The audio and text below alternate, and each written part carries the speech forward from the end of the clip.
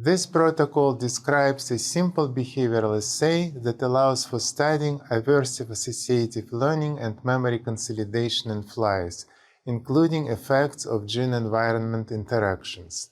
The assay presented here is a simple, reproducible, and cost-effective procedure for studying memory mechanisms that can be easily assembled with a few available supplies.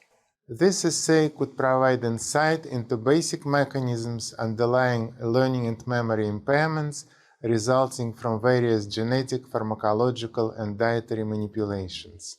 Demonstrating this procedure will be Morgan Tedder and Stephen Bradley, undergraduate students from my laboratory.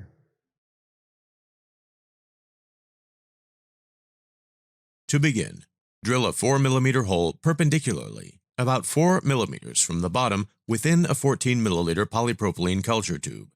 Remove the upper part of the culture tube to make a 45 mm bottom fragment, utilized as the lower compartment. Cut off the top of a 1000 microliter pipette tip to create a 12 mm fragment.